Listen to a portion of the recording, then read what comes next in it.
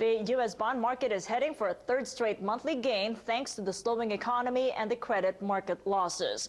So is the U.S. housing market recovery underway, or is there still trouble ahead? The latest existing home sales figures show a 3% gain in home buying in July. But American housing inventories remained at record levels, and it's not good news for the market. So says our next guest. Hugh is the CEO of Entrust Group, a real estate investment firm, and it joins us now live from San Francisco. So, Hugh, and you're saying that it's another 6 months before the housing bottoms out. I mean, what makes you say so? Very simply, a one-time rise of 3% does not a trend make. I think there are too many indicators. We have too much inventory. We have 11 months worth of inventory that's on the marketplace today. And all of the other indices are dropping, not rising.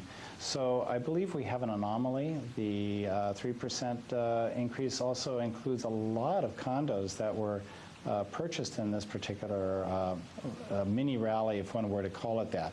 But I think that we've got another 6 months before we see the bottom. I don't think we have yet to see that bottom just because of this one day. And what we know now that we didn't 6 months ago is the housing markets outside the U.S. are also facing problems. Take, for instance, Europe as well as the U.K. I mean, how do we know that the U.S. housing slump isn't any worse than in Europe and the U.K.?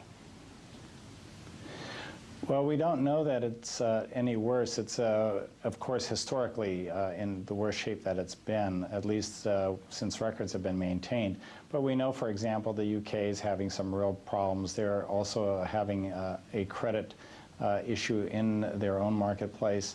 The LTVs that are required for obtaining a loan have increased, and we do see losses over there as well. And we see it really throughout the world.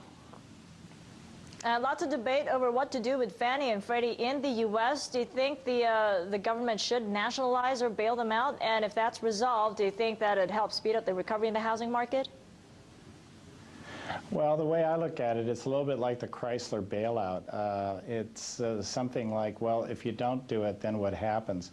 If we were to allow Freddie and Fannie to collapse, we'd have a huge collapse in the general economics of the United States. There are trillions of dollars at stake. It doesn't make sense. So this Band-Aid, if you will, is something that would probably be as helpful rather than being hurtful. Now, how are inventories looking? When does the market get to work off the excess supply? Overall inventories have been going up because of the higher number of foreclosures there. That's right. We have a little over 11 months worth of inventory, and that has to be worked off. And to get to levels where we were, let's say, 2 years ago, it's going to take a bit of time.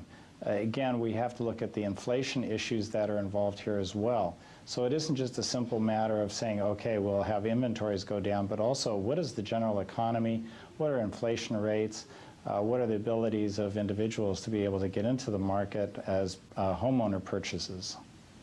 Yeah, the very same questions that your clients are probably asking. I mean, how are the preferences changing? Because half your assets are invested in real estate, primarily residential properties, and the remaining divided among all types of asset classes from stocks to limited partnerships in property and commodities. Well, what's happening, we've noticed a shift over the last few months that our clients are oriented to becoming lenders as opposed to buyers. Although we're seeing a little buying activity, we're seeing a lot of lending activity. In fact, the amount of investment has reversed. It's gone into lending rather than purchasing of real estate. So there's a nice uptick there for our clients. They're seeing opportunities that they can make loans. The loans that they make are generally non-conforming loans. And it's a good market for those individuals. Good to talk to you. Thanks for that, Hugh. Hugh of the Entrust Group in San Francisco.